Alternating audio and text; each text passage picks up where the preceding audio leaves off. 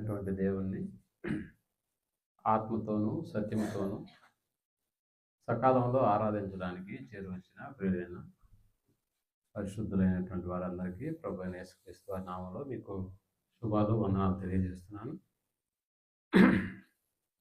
ప్రియమైనటువంటి దేవుని వార్లారా, దేవుని యొక్క ఉన్నతమైనటువంటి కృప మనల్ని వెన్నంటి ఉండడం వల్లనే ఈరోజు కూడా మనం సజీవ లెక్కలో మనం వచ్చి ఉన్నాం. ఆయన కృప లేకపోతే నిన్నటి వరకు లేకపోతే ఈ క్షణం వరకు ఎవరైతే మరణించినారో వాళ్ళ లెక్కలో మనం చేర్చబడి ఉండేవాళ్ళం. ఆయన కృప మన మీద ఉంది కాబట్టే బ్రతకడానికి దేవుడు మరొక దినాన్ని మనకు అనుగ్రహిస్తూ ఉన్నాడు.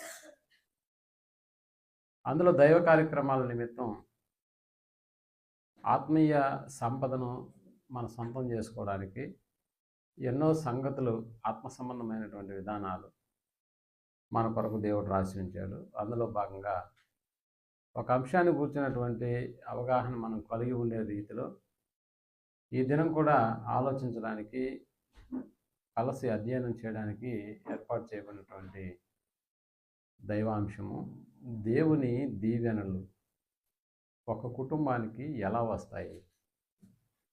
దేవుని దీవెనలు ఒక కుటుంబానికి ఎలా వస్తాయి. ఇక్కడ కుటుంబము అన్న పదం వాడడం మాత్రమే కాదు, కుటుంబంలో ఉన్నటువంటి వ్యక్తులు కూడా ఇందులోకి వస్తారన్న సంగతి మనం జ్ఞాపకం చేసుకోవాలి.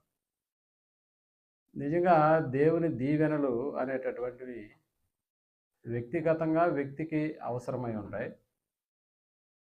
కుటుంబపరంగా కుటుంబాలకు కూడా అవసరమై ఉంటాయి. కాబట్టి వ్యక్తిగా దేవుని యొక్క దీవెనలు పొందడానికి ఆ వ్యక్తికి ఉండవలసినటువంటి ప్రాథమికమైనటువంటి లక్షణాలు, అలాగే ఒక కుటుంబం ఆ దీవెనలు పొందుకోవాలని అంటే ఆ కుటుంబానికి ఉండవలసినటువంటి ప్రాథమికమైనటువంటి లక్షణాలు ఆలోచన చేస్తేనే చాలా చక్కగా మనకు అర్థమవుతాయి. ఈనాడు దేవుని దీవెనలు మాకొద్దు అనుకునేటటువంటి వాళ్ళు ఎవరైనా ఉన్నారా అంటే సాధారణంగా ఎవరో అలాంటి వారు మనలో కనపడరు. మనలో మాత్రమే కాదు, లోకంలో కూడా ఎవరు కనపడరు. కాబట్టి దేవుని యొక్క దీవెనలు మాకు మెండుగా కావాలి అనుకునేటటువంటి వ్యక్తులు, అనుకునేటటువంటి కుటుంబాలే ఎక్కువగా మనకు కనిపిస్తూ ఉంటాయి. నిజంగా కుటుంబాన్ని మనం ఆలోచన చేసినప్పుడు కుటుంబంగా మేము దీవించబడాలి, కుటుంబంలో ఉన్నటువంటి మా పిల్లలు కూడా దీవించబడాలి. దీవించబడడానికి సాధారణంగా మనం ఏం చేస్తుంటామంటే మనం ప్రార్థనలు చేస్తాం దేవునికి. మన తరపున దేవునికి కూడా ప్రార్థన చేయమని సేవకుల దగ్గర కూడా వెళ్ళి మనం ప్రార్థనలు చేయించుకుంటూ ఉంటాం. అంటే మా కొరకు ప్రార్థన చేయండి అని కొంతమంది కూడా అడుగుతూ ఉంటారు. ఎప్పుడైనా పబ్లిక్ మీటింగ్ మనం వెళ్ళినప్పుడు ఆ మీటింగ్ అయిపోయిన తర్వాత వాళ్ళు కొంతమంది ప్రార్థన చేయించుకోవడానికి మా దగ్గరకు వస్తూ ఉంటారు. అలా వచ్చినప్పుడు వాళ్ళు ఎలా ఫీల్ అవుతారంటే, మేము ఒక దైవ సేవకుని దగ్గర ప్రార్థన చేయించుకున్నాము కాబట్టి దీవెనలు అనేటటువంటివి మాకు వస్తాయి అనేటటువంటి ఆలోచన. అంటే ఇక్కడ వచ్చినటువంటి వాళ్ళు ఎవరైనా కూడా మనం ఆలోచించగలిగినప్పుడు ఆ వచ్చినటువంటి వారికి ప్రార్థనలు మనం చేసినప్పుడు నిజంగా వారికి ఆ ప్రార్థనల వల్ల దీవెన అనేటటువంటిది వస్తుందా అంటే ఇక్కడ ప్రార్థన మనం తప్పుపట్టలేం. అలాగని చెప్పి ప్రార్థన చేసిన వెంటనే దీవెన వస్తుందా అంటే కొంచెం ఆలోచన చేయాలి. అప్పుడప్పుడు హాస్పిటల్కి వెళ్ళినప్పుడు హాస్పిటల్లో మనకు సంబంధించినటువంటి వాళ్ళు ఎవరైనా అడ్మిట్ అయి ఉంటే ఆడికి వెళ్ళి ఆరోగ్యం కొరకు మనం ప్రార్థన చేస్తూ ఉంటాం.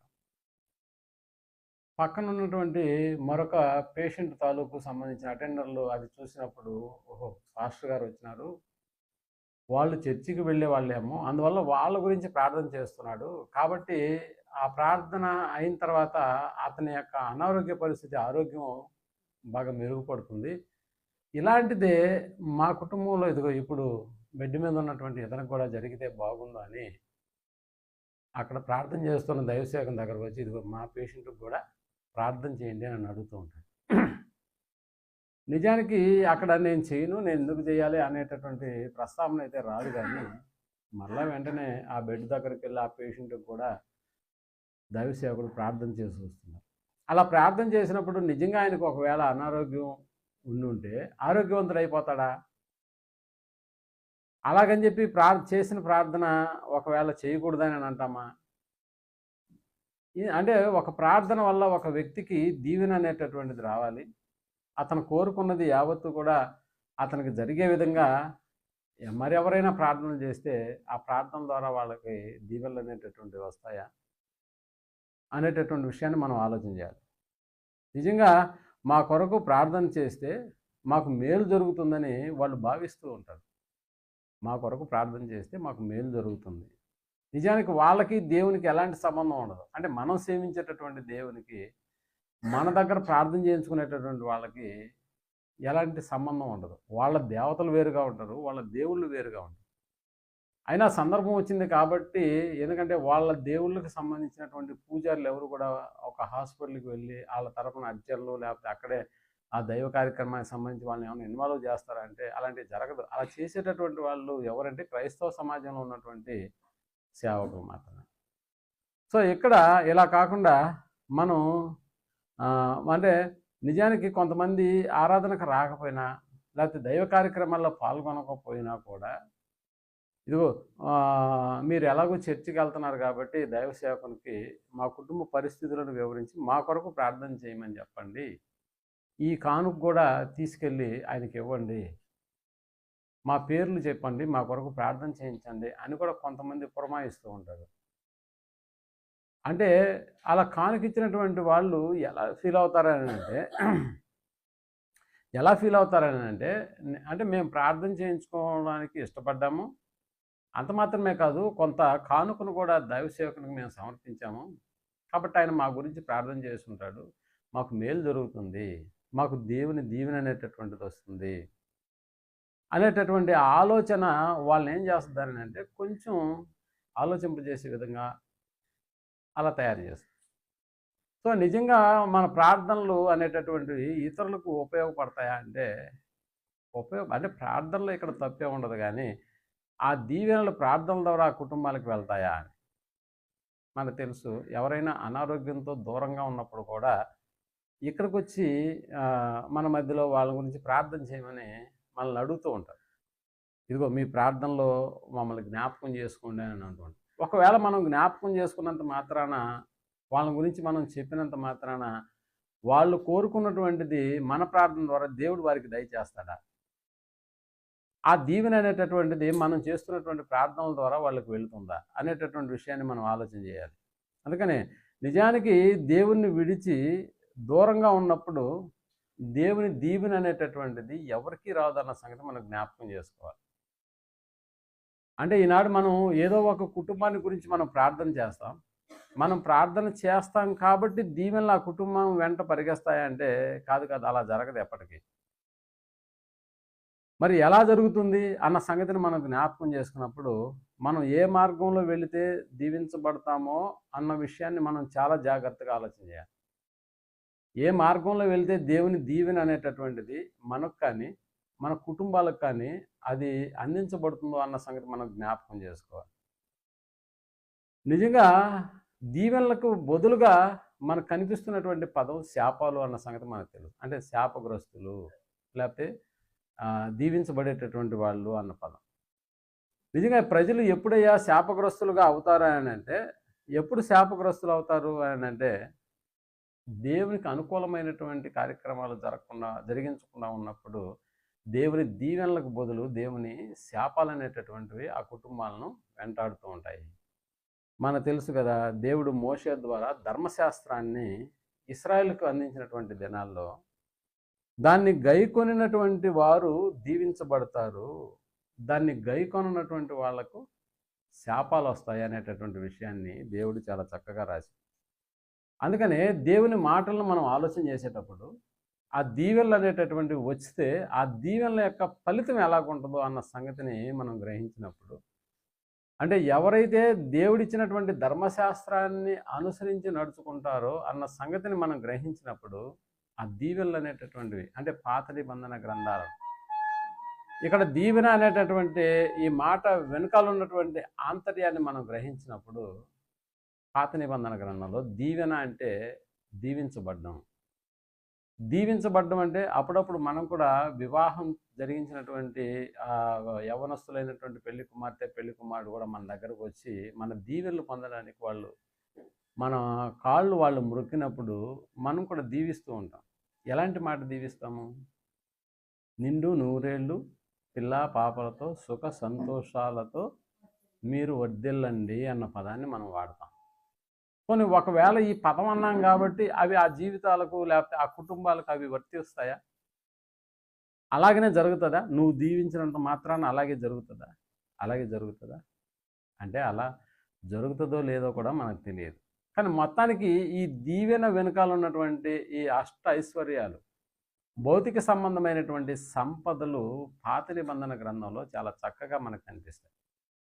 ఒకసారి మనం సంఖ్యాకాండము 6వ అధ్యాయము 22వ వచనం నుంచి మనం ఆలోచించగలిగితే, సంఖ్యాకాండము 6వ అధ్యాయము 22వ వచనాన్ని మనం ఆలోచన చేసినప్పుడు,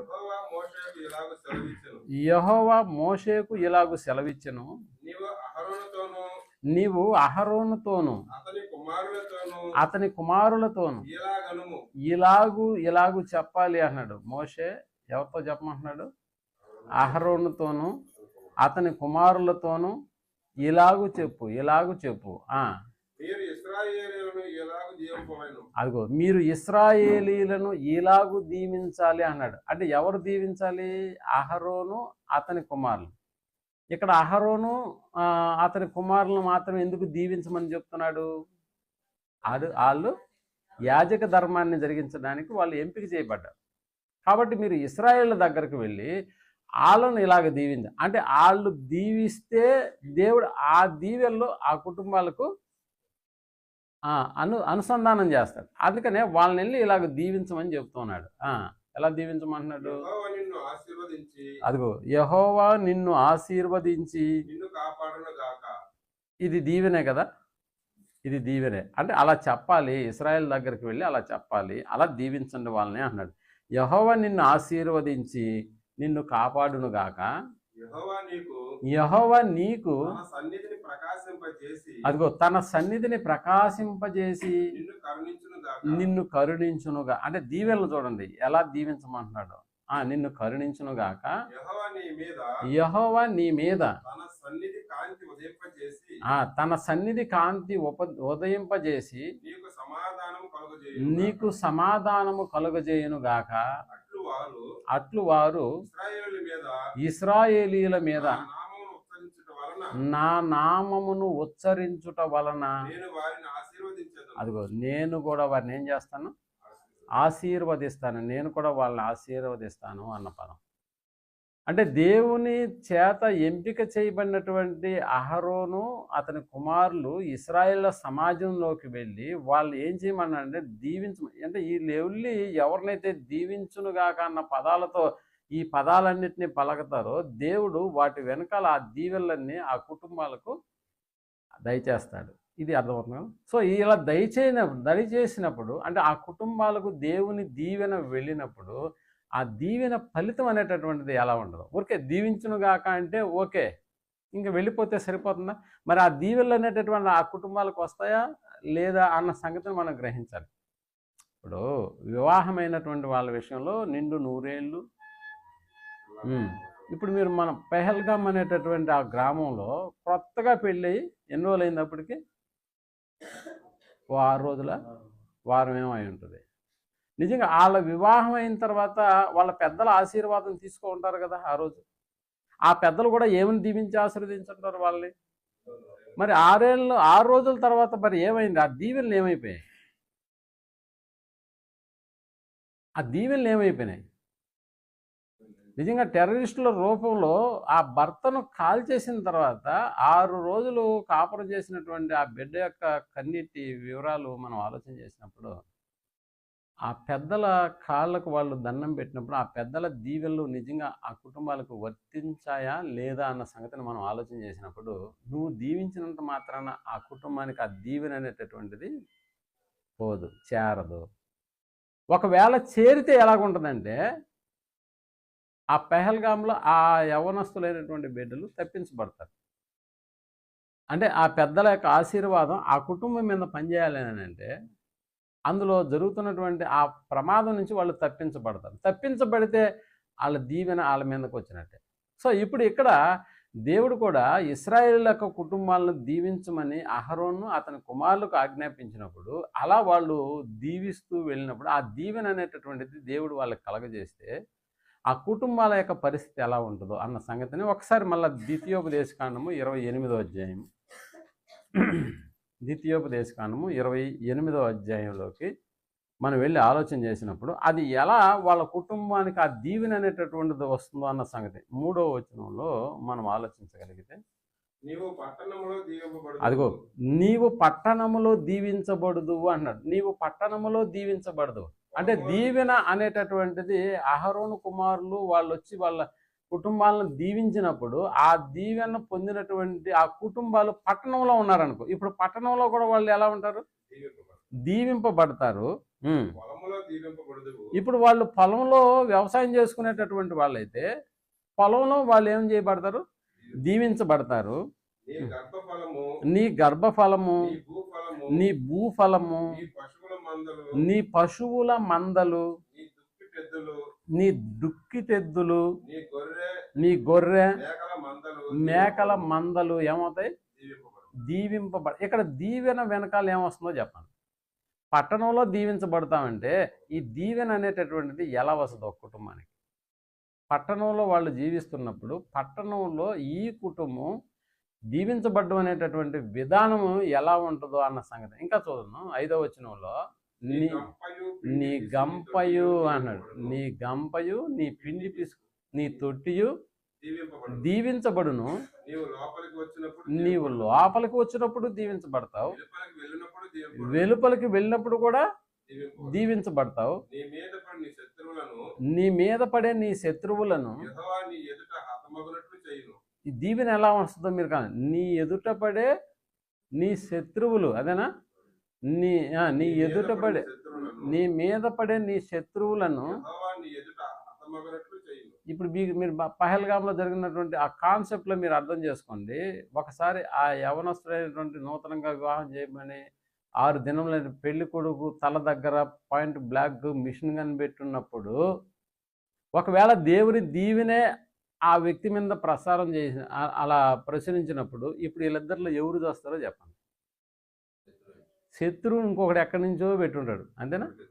ఆడికి తగలుతుంది తప్ప ఆడు గురి పెట్టి చాలా దగ్గరగా ఉన్నది, నా గన్ను వీడికి చాలా దగ్గరలో ఉంది కాబట్టి నేనే వీడిని కాల్ చేస్తాను అనుకునే లోపు ఎక్కడో దూరంగా ఉండి ఒకడు దేంట్లో చూస్తున్నాడంటే ఆ గన్లో నుంచి మనకు తెలుసు కదా, చాలా సీరియల్స్లో వాటిలో మనం చూస్తూ ఉన్నాం. ఎక్కడో చేరి వీడిని కాల్ చేస్తాడు. అది చెప్పలేము ఏం జరుగుతుంది అనేది చెప్పలేం. అంటే దేవుని యొక్క దీవెన అనేటటువంటిది ఒక వ్యక్తి మీద ప్రసరం చేయాలని అంటే ఎలా దీవించమని. అందుకనే శత్రువు నీ మీద పడు నీ శత్రువులను నీ ఎదుటనే ఆడు చచ్చిపోతాడు. నిన్ను చంపడానికి వచ్చినటువంటి వాడు కూడా ఆడు చచ్చిపోతాడు. అదే కదా దీని అర్థం. అది రైట్. ఇంకా వారు ఒక త్రోవను నీ మీదకు బయలుదేరి వచ్చి వాళ్ళు వచ్చింది ఒకే త్రోవ కానీ నిన్ను చూసేటప్పటికి ఎటు పోతారో కూడా అర్థం కాదు. కాబట్టి 7 త్రోవల్లో ఆడు రిటర్న్ అయిపోతాడు, నిన్నేం చేయకుండానే పోతాడు. నీ కొట్లలోను నీవు చేయు ప్రయత్నములన్నిటిలోను నీకు దీవెన కలుగునట్లు అది యెహోవా ఆజ్ఞాపించును. దేనికి ఆజ్ఞాపిస్తున్నాడు? దీవెన అనేటటువంటిది రావడానికి నువ్వేం చేస్తున్నావో ఆ పనుల్లో నువ్వు అభివృద్ధిని సాధించే విధంగా. ఇప్పుడు నీ తొట్టి దీవించబడుతుంది, నీ పిండి పిసుకు, నీ తొట్టె, నీ గంప దీవించబడుతుంది అని అంటే అందులో నుంచి నువ్వు బ్రతకడానికి అవసరమైనటువంటి వాటన్నిటిని దేవుడు వాటి ద్వారానే నీకు కలగజేస్తాడు అన్న సంగతి. ఇంకా చదవండి. నీ కొట్లలోను నీవు చేయు ప్రయత్నములన్నిటిలో నీకు దీవెన కలుగునట్లు యెహోవా ఆజ్ఞాపించును. నీ దేవుడైన యెహోవా నీకు ఇచ్చుచున్న దేశములో ఆయన నిన్ను ఆశీర్వదించును. ఆయన నిన్ను ఆశీర్వదించును. నీవు నీవు నీ దేవుని యెహోవా ఆజ్ఞలను అనుసరించి ఉమ్, ఆయన మార్గంలో నడుచుకుని ఎడల ఉమ్, యెహోవా నీకు ప్రమాణము చేసినట్లు ఉమ్. ఆయన తన ప్రతిష్ఠిత జనముగా నిన్ను స్థాపించును. 12వ వచనం చూద్దాం.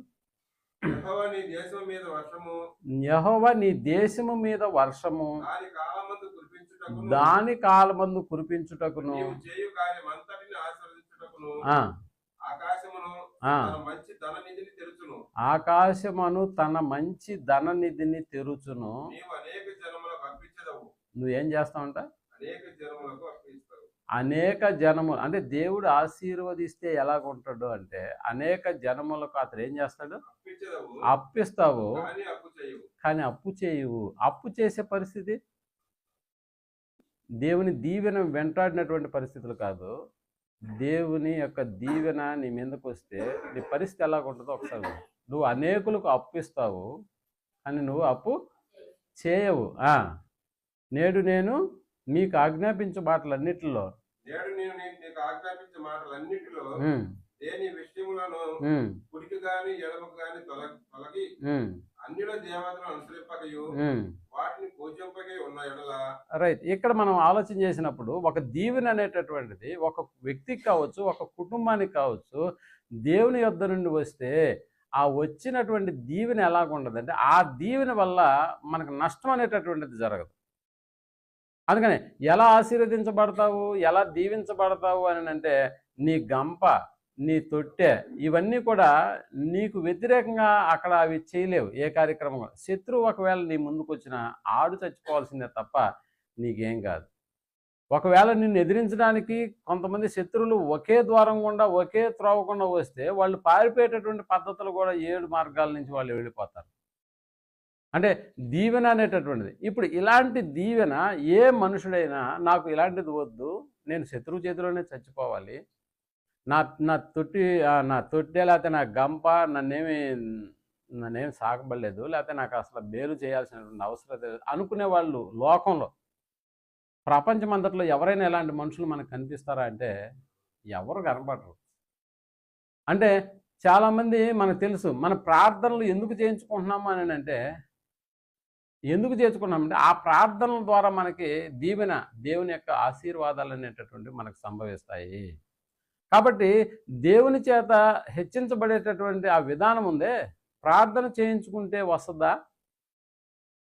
ప్రార్థన చేయించుకుంటే ఆ దీవెన అనేటటువంటిది వస్తుందా?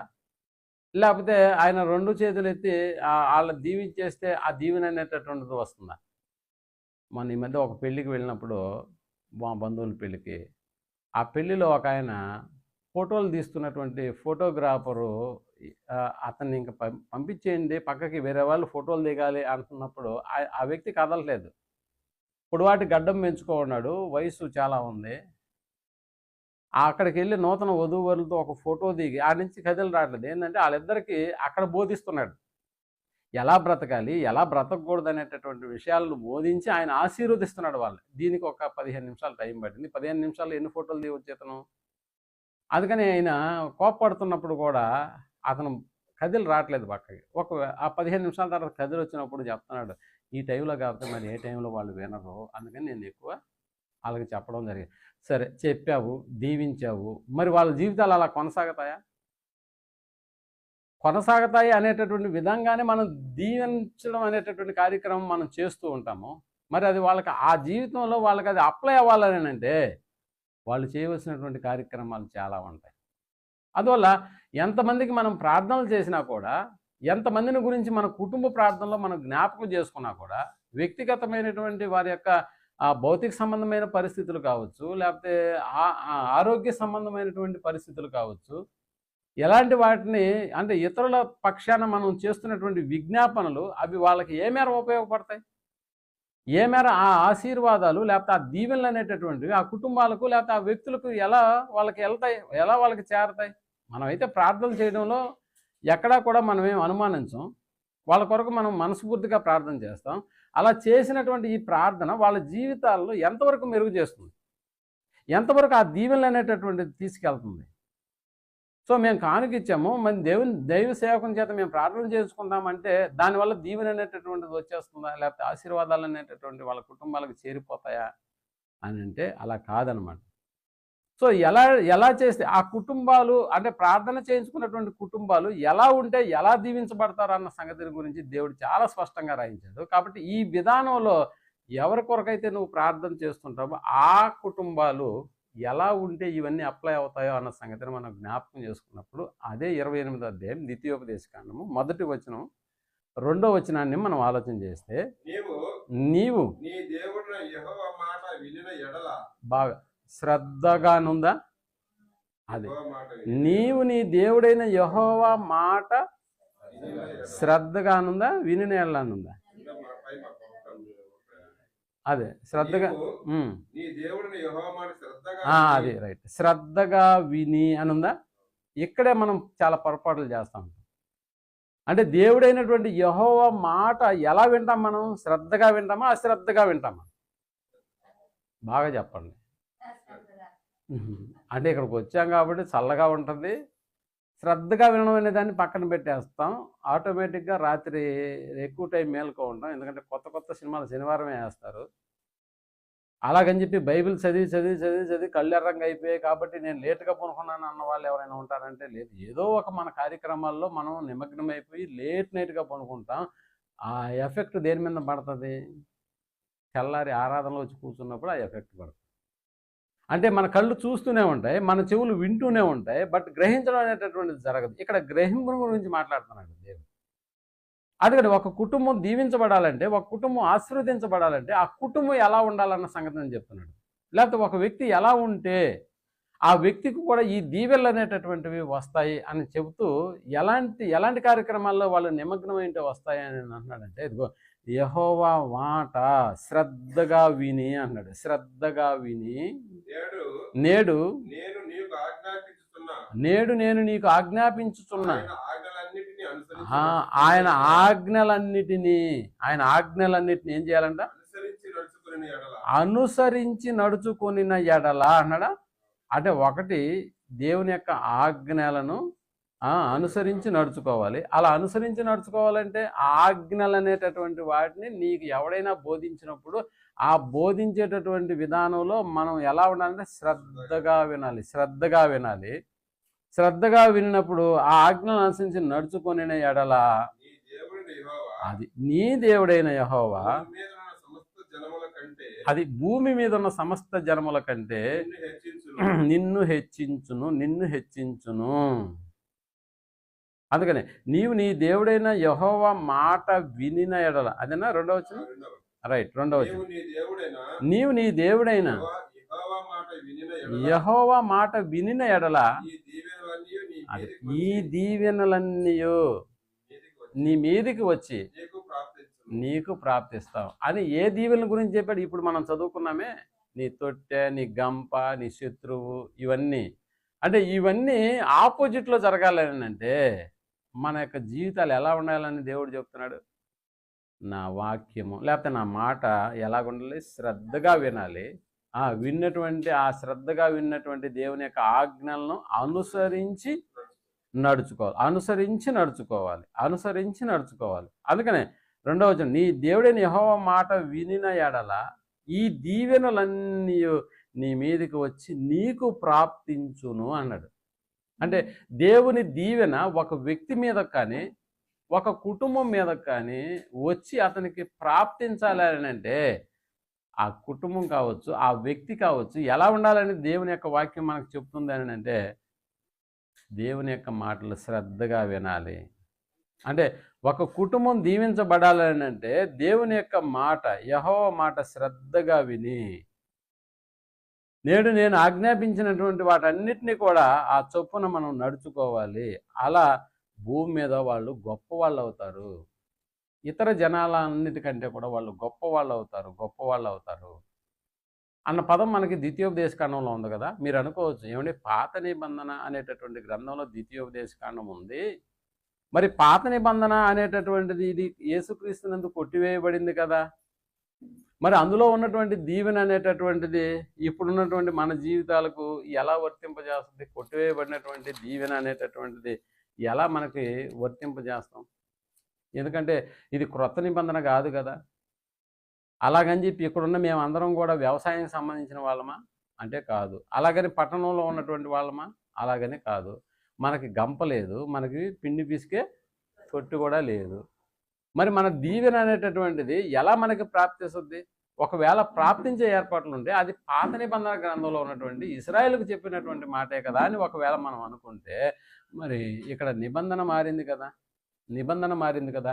ఈ మారినటువంటి నిబంధనలో మన జీవితాలు ఎలా మనం అప్లై చేసుకొని చూసుకోవాలి అని అంటే ఇక్కడ ఒకటి మాత్రం మనం జ్ఞాపకం చేసుకోవాలి. అటు పాత నిబంధనైనా ఇటు క్రొత్త నిబంధనలో మనకి చెప్పబడినటువంటి ఉద్దేశం మాత్రం ఒకటిగానే ఉంటుంది. బాగా అంటే ప్రిన్సిపల్ అనేటటువంటి రెండిటి విషయాల్లో, రెండు నిబంధనల్లో దీవించబడ్డం అనేటటువంటి కార్యక్రమం, దేవుని దీవెన అనేటటువంటిది మనకు ప్రాప్తించాలని అంటే ప్రిన్సిపల్ ఒకటిలాగానే ఉంటుంది. అంటే దాని వెనకాల ఉన్నటువంటి దేవుని యొక్క ఉద్దేశం అటు పాత నిబంధనలో కావచ్చు, ఇటు క్రొత్త నిబంధనలో కావచ్చు.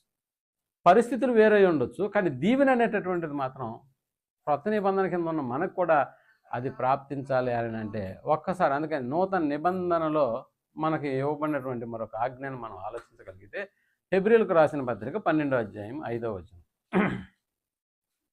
హెబ్రీలకు రాసిన పత్రిక 12వ అధ్యాయం 5వ వచనాన్ని మనం ఆలోచించగలిగితే, నా కుమారుడా ప్రభువు చేయు శిక్షను 12:5 ఒకసారి ధనాపేక్ష గలవారై అన్న పదం ఉంటుంది చూడండి. 13:5 రైట్, అది చదవండి. 13:5 రైట్, 13:5 ధనాపేక్ష లేని వారై, ధనాపేక్ష లేని వారై, ధనాపేక్ష కలిగిన వారై అని కాదు, ధనాపేక్ష లేని వారై మీకు కలిగిన వాటితో తృప్తి పొంది ఉండండి. తృప్తి పొంది ఉండండి. నిన్ను ఏమాత్రము విడువను, నిన్ను ఎన్నడును ఎడబాయను అని ఆయనే చెప్పాను కదా. కాబట్టి ప్రభు నాకు సహాయుడు, నేను భయపడను, నరమాత్రుడు నాకేమి చేయగలడు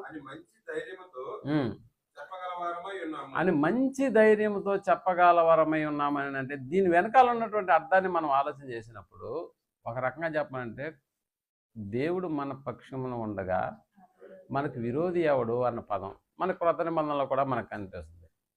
అంటే ఇక్కడ నిన్ను విడువను, నిన్ను ఎడబాయను అన్నాడంటే నిజంగా మనల్ని ఖచ్చితంగా దేవుడు విడువకుండా ఎడబాయకుండా మనల్ని దీవిస్తాడు. ఎప్పుడు అని అంటే ధనాపేక్ష లేనటువంటి వారుగా ఉండి తృప్తి పొంది ఉండి అనేటటువంటి కార్యక్రమం ఉందే. మీకు కలిగినటువంటి వాటితో తృప్తి పొంది ఉంటే ఈ ఎడబాయకుండా ఉండేటటువంటి పరిస్థితి మనకు అప్లై అవుతుంది అన్న సంగతి మనం జ్ఞాపకం చేసుకోవాలి.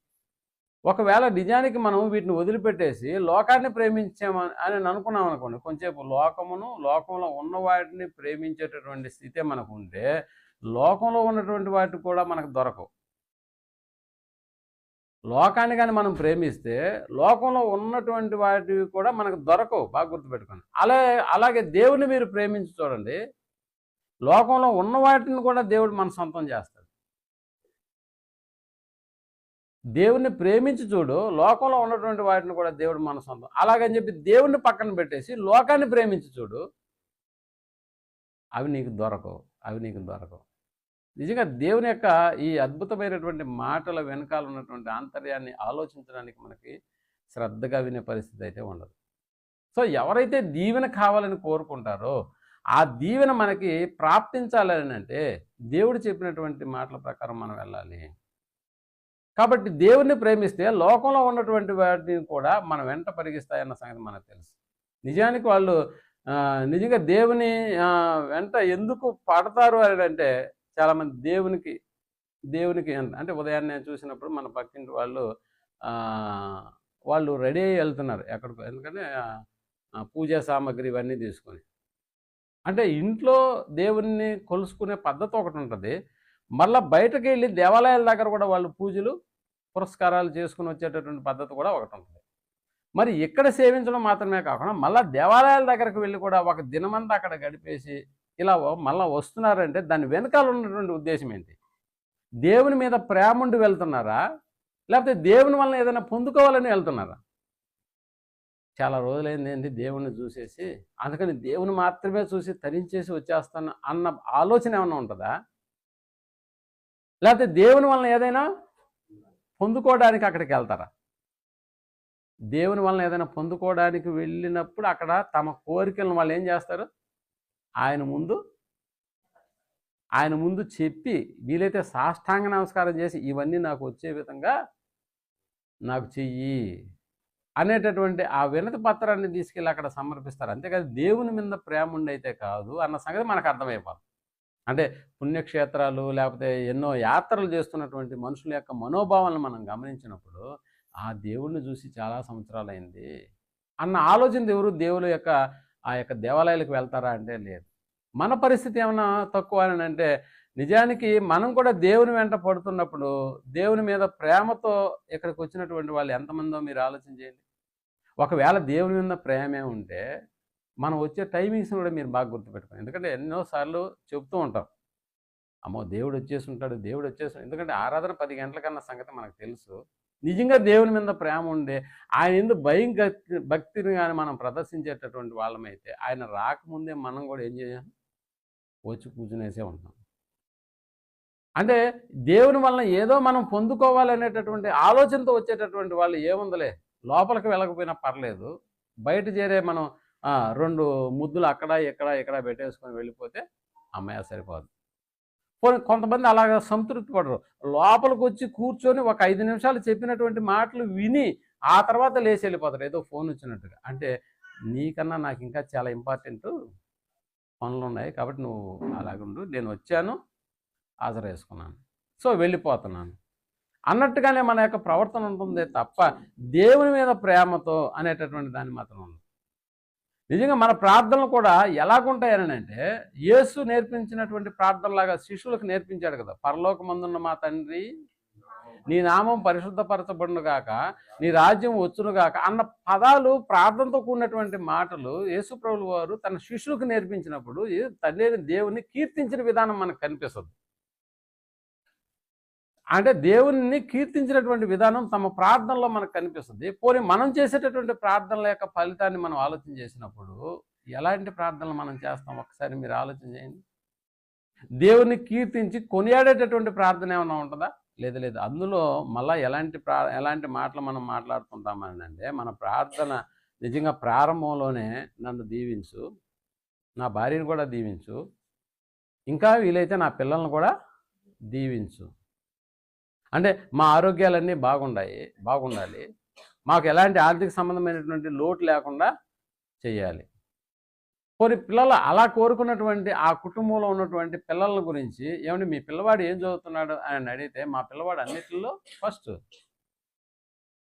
10th చదివేటప్పుడు ఆడే 10th ఫస్ట్, ఇంటర్లో వచ్చినప్పుడు కూడా ఆడే ఫస్ట్, లేకపోతే మళ్ళీ డిగ్రీ లేకపోతే ఇంకేదైనా ప్రొఫెషనల్ కోర్స్కి వెళ్ళినా కూడా ఆడే ఫస్ట్. అన్నిటిలో అంటే భౌతిక సంబంధమైనటువంటి దీవెనల కోసమే దేవుడు మమ్మల్ని మా కుటుంబాన్ని ఇలా దీవించాడు అని మనం చెప్పుకుంటూ ఉంటాం.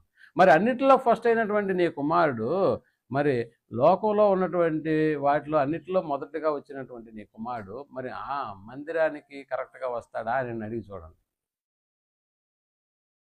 మందిరానికి కరెక్ట్గా వస్తాడా అని అడిగి చూడండి. కానీ మందిరానికి ఏ రోజు కూడా ఆడు కరెక్ట్గా రాడు. ఒకవేళ వస్తాడేమో, లాస్ట్లో వచ్చి పోతాడేమో.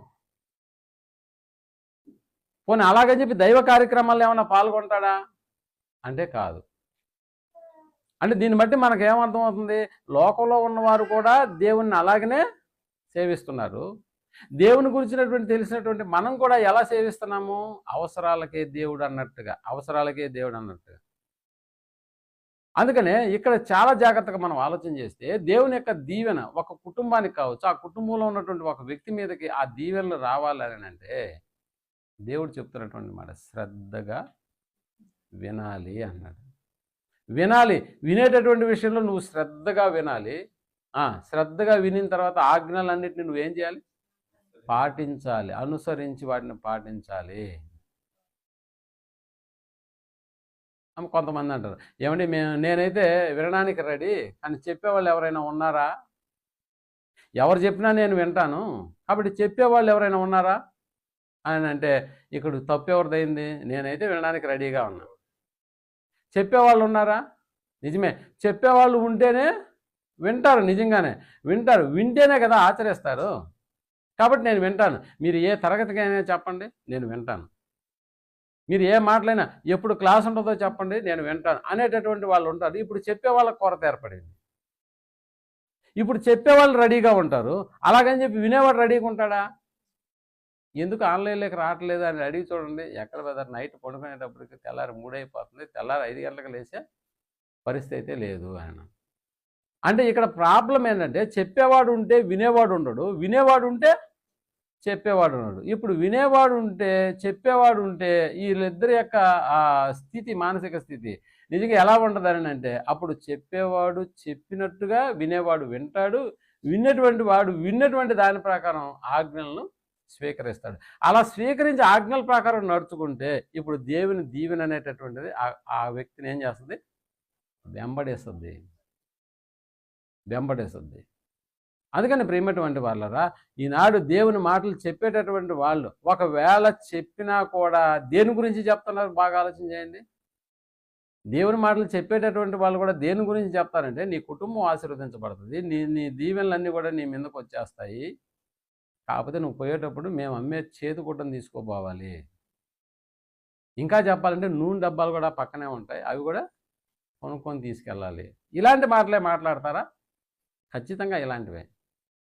ఎందుకంటే నీకు ఎక్కడైనా ప్రాబ్లం వచ్చిందా, నీకు ఎక్కడైనా కడుపు నొప్పి వస్తే ఈ గుడ్డ కడుపు మీద వేసి రుద్దుకో, ఇంకా వీలుంటే నూనె డబ్బా కూడా దగ్గర పెట్టుకో, ఎక్కడ ప్రాబ్లం వస్తే అక్కడ సిలువు గుర్తు ఒకటి వేసుకో. ఇవే మాటికి చెప్తారు. దానివల్ల వ్యాపారం అనేటటువంటిది వాళ్ళ యొక్క దృష్టిలో బాగా పెరిగిపోతూ ఉంటుంది. అంటే దేవుని దీవెన రావాలని అంటే చేతిగుడ్డ రుమాల వల్ల లేకపోతే నూనె డబ్బా వల్ల దేవుని దీవెన అనేటటువంటి ఆ కుటుంబాన్ని వెంబడేస్తుందా? అలా రాదు. మరి ఎలా వెంబడేస్తుంది దేవుని దీవెన ఆ కుటుంబాన్ని? ఎలా వెంబడేస్తుంది అని అంటే, దేవుని దీవెన రావాలని అంటే ఆయన ఆజ్ఞల చొప్పున నడుచుకోవాలి. ఆయన ఆజ్ఞల చొప్పున నడుచుకోవాలంటే ఆజ్ఞలన్నింటినీ నేర్చుకోవాలి. అన్నిటినీ నేర్పాలని అంటే నేర్పేటటువంటి ఆయన అన్నిటినీ నేర్పించేవాడు కూడా అన్నిటినీ నేర్పించాలి. నిజంగా ఈ యొక్క సేవలోనికి వచ్చినటువంటి వాళ్ళు అన్నీ నేర్చుకొని ఇందులోకి రావాలి. అన్నీ నేర్చుకునే రావాలి. నిజంగా మనం ఆలోచన చేస్తే చరిత్రలోకి వెళ్ళినప్పుడు దేవుని యొక్క ఆజ్ఞలు ఎవరికైతే దేవుడు వాటిని ట్రాన్స్ఫర్ చేశాడో, ఆ ట్రాన్స్ఫర్ చేసినటువంటి కుటుంబాలు ఆ రోజుల వరకు బ్రతికినటువంటి కుటుంబాల్లో దేవుడు కూడా ఆజ్ఞాపించినటువంటివి, నేను నీకు ఆజ్ఞాపించు ఈ సంగతులు మొట్టమొదటి నీ హృదయంలో ఉంచుకోవాలి. అలా ఉంచుకున్నటువంటి వాటిని నీ పిల్లలకు వాటిని నువ్వేం చేయాలి? నేర్పాలి. నువ్వు పడుకునేటప్పుడు, నువ్వు లేచేటప్పుడు, నువ్వు కూర్చునేటప్పుడు వాటిని గురించి మాట్లాడాలి, వాటిని గురించి చెప్పాలి. అంటే నీ కుటుంబంలో దేవుని యొక్క ఆజ్ఞలు మొట్టమొదటిగా నీ హృదయంలో ఉండాలి. ఉన్నటువంటి వాటిని నీ కొడుకులకు, నీ కుమారులకు వాటిని ట్రాన్స్ఫర్ చేయాలి అన్నాడు దేవుడు. ఎందుకు అలా చేస్తే నీ కొడుకు కూతుర్లు కూడా వాళ్ళు పెద్ద అయ్యేటప్పుడు కూడా అదే నిబంధనను వాళ్ళు పాటిస్తే, వాళ్ళకు పుట్టినటువంటి కుమార్తెలకు వాళ్ళు కూడా దాని గురించి మాట్లాడితే, ఇప్పుడు దేవుని దీవెన అనేటటువంటిది నీ తరంలో నీ కుటుంబానికి నీకు శుభ్రంగా లభ్యమవుతుంది. నీ తర్వాత నీ కుమార్తెలకు కూడా నువ్వు వాటిని బోధించినప్పుడు వాళ్ళకు కూడా అది వర్తిస్తుంది. వాళ్ళు పెద్ద అయినప్పుడు మళ్ళీ వాళ్ళ పిల్లలకు నేర్పించినప్పుడు ఇప్పుడు దేవుని దీవెన అనేటటువంటిది తరతరాలు అలాగే పోతుందా? పోదు. కానీ ఇక్కడ న్యాయాధిపతుల గ్రంథంకి వచ్చేసేటప్పటికి ఒకసారి 2వ అధ్యాయం 10వ వచనాన్ని మనం ఆలోచన చేసినప్పుడు, అదిగో ఆ తరము వారందరూ తమ పితరుల యొద్దకు చేర్చబడిరి, వారి తరువాత యెహోవానైనను ఆయన ఇశ్రాయేలు కొరకు చేసిన కార్యములైన అదిగో ఎరుగని తరము ఒకటి పుట్టగా,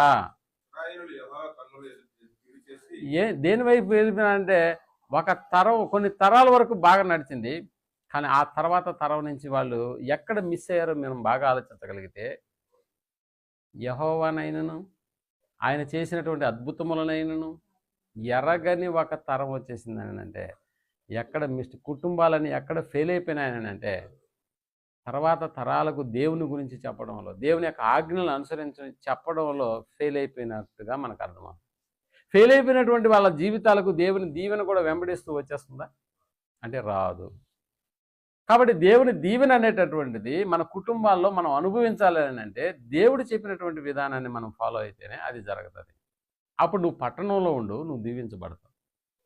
నువ్వు పొలంలో ఉండు, నువ్వు దీవించబడతావు. పిండి పిసికే నీ తొట్టి కూడా అది దీవించబడతావు. తొట్టి ఏందండి దీవించబడేది అని మీరు అనుకోవచ్చు. మనకు తెలుసు కదా, ఏలియా కాలంలో అంత అప్పం అంత నూనె మాత్రమే ఉంది అని చెప్పిందా, ఇది తిని ఇంక చచ్చిపోవాలన్నట్టుగా ఉంది. ఇప్పుడు ఆమె ఎలా దీవించబడింది? ఆ పాత్ర ఎంత లోడితే ఎంత పోస్తే అంత మళ్ళా నూనె వచ్చేస్తా ఉందా?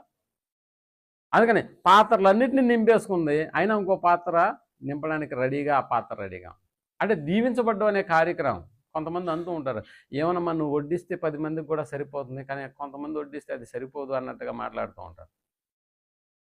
అంటే దీన్ని బట్టి మనకి ఏమర్థమైంది, దేవుని యొక్క దీవెన అనేటటువంటిది మనకు మన కుటుంబాలకు అది వర్తింపజేయాలి అని అంటే దేవుని ఆజ్ఞ ప్రకారం ముందు శ్రద్ధగా వినాలి అని. అందుకని క్రొత్త నిబంధనలో నిన్ను విడువను నిన్ను ఎడబాయను అనేటటువంటి పదం వెనకాల మనకు కనిపిస్తున్నటువంటి ఈ ప్రిన్సిపల్ కూడా అలాంటిదే ప్రేమటువంటి వాళ్ళు. అందుకనే కుమారులు కుటుంబాన్ని పట్టించుకోకుండా ఉండేటటువంటి పరిస్థితి కూడా ఏర్పడింది. ఎందుకో మనకు తెలుసు, కుమారులు కూడా కుటుంబాన్ని అంటే తమ తల్లిదండ్రులను కూడా పట్టించుకునేటటువంటి పరిస్థితి ఏమైనా ఉంటుందంటే లేదు.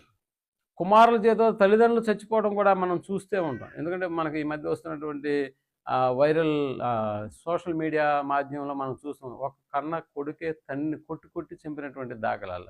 ఎందుకు అలా జరుగుతుంది? దేవుణ్ణి విడిచినటువంటి కుటుంబాలు, దేవుని విడిచినటువంటి కుటుంబాల యొక్క పరిస్థితి దీవెన కాదు వాళ్ళని వెంబడించేది, శాపాలు వెంబడిస్తూ ఉంటాయి. ప్రేమటువంటి వాళ్ళు శాపాలు వెంబడిస్తూ ఉంటాయి. కాబట్టి ఇక్కడ మనం చాలా జాగ్రత్తగా, అందుకనే ఇశ్రాయేల్ ఆ తరం దేవుని గురించి మాట్లాడటమే మానేసింది. ఆ తర్వాత బయలుదేవుని ఆశ్రయించినటువంటి దాఖలాలు మనకు కనిపిస్తుంది. నిజంగా ఈ రోజుల్లో దేవుని యొక్క మాటలు చెప్పేవారు ఉన్నారా అంటే ఉన్నారు. ఎలా చెప్తున్నారు? వాళ్ళు కథలు చెబుతున్నారు. యోబు కథ విందామని యోబుని గురించి కథగా మాట్లాడుతున్నాడే తప్ప యోబు జీవితం ఒక యథార్థమైందన్న సంగతిని గురించి ఎవడైనా మాట్లాడి చెప్తున్నాడా అంటే లేదు. యోబు కథ అని ఒకడు అంటాడు, ఆ తర్వాత ఎలీషా కథ, ఏలియా కథ, మోషే కథ కథ అనేటటువంటి పేరుని పెట్టి మాట్లాడుతున్నాడు తప్ప వినేటటువంటి వాడు కూడా ఆ కథే కదా అనుకుంటున్నాడు. కాబట్టి వాడు పెద్ద అయినప్పుడు కూడా కథయే చెప్తుంటాడు. ఆడికి కూడా వాళ్ళ తల్లిదండ్రులు కూడా కథే చెప్తాడు. ఏ విధంగా, ఎవరా ఈరోజు కాలేజీకి వెళ్ళావని అంటే ఆడు ఒక కథ చెప్తాడు. అప్పుడు చూసారా, అంటే నువ్వు చెప్పేటటువంటి కథలుగా విన్నాడే తప్ప ఆడెప్పుడు కూడా దాన్ని వాస్తవమైనటువంటి రీతిలో ఎప్పుడు వినలేదు. పోనీ కథలు కాదు, మేము బాగా పాటలు పాడతామని అనుకుంటే, ఒకవేళ పాటలు పాడేటటువంటి సంఘాలు కూడా మీకు బాగా తెలుసు, ఉన్నటువంటి సమయం కాస్త పాటలకే సరిపోతుంది తప్ప దేవుని మాటలకు అక్కడ విలువ ఉండదు. దేవుని మాటలు పాడి పాడి పాడి పాడి ఎన్ని పాటలు అని ఇంకో పాట అంటానే మనం కూడా. అందుకనే మీరు ఆయా సంఘాలకు మీరు వెళ్ళాలి, వెళ్తేనే మీకు ఇలాంటివన్నీ మీకు అర్థం అవుతాయి. ఎంతసేపు పాటలు లాస్ట్ 15 నిమిషాల్లో కూడా ఏం చెప్తారని అంటే మళ్ళీ ఒక పాట పాడే వాక్యాన్ని అందుకుంటాడు. ఆ వాక్యం అన్న కరెక్ట్గా చెప్తాడంటే మధ్యలో మళ్ళీ ఇంకో పాట ఎత్తుకుంటాడు. ఎందుకంటే ఆలోచన అంతా ఏమైపోతుంది, పాటల మీదనే ఉంటుంది. దేవుని మాటలు ఓ 15-20 నిమిషాలు అంతే, మిగిలినటువంటి రెండవ భాగాన్ని మళ్ళీ మాట్లాడుకుందాం అంటాడు. రేపు మాట్లాడుకుందాం. పోనీ రేపైనా ఏమన్నా కథ చెప్తాడా, రేపైనా ఏమన్నా ఉన్న వాక్యం చెప్తాడా అంటే లేదు. అంటే అక్కడ పాటలు కథలు మాత్రమే ఉంటాయి, కానీ వాక్యం ఉండదు. అంటే ఈ రోజుల్లో వాక్యానికి కరువు అయిపోయిందా అంటే అవును. అందుకనే ప్రేమటువంటి వాళ్ళరా, ఈ సమస్య అనేటటువంటిది ఈ రోజుదంటే కాదు, ఎన్నో రోజుల నుంచి. ఆ కాలం నాటిదే అన్న సంగతి మనం జ్ఞాపకం చేసుకోవాలి.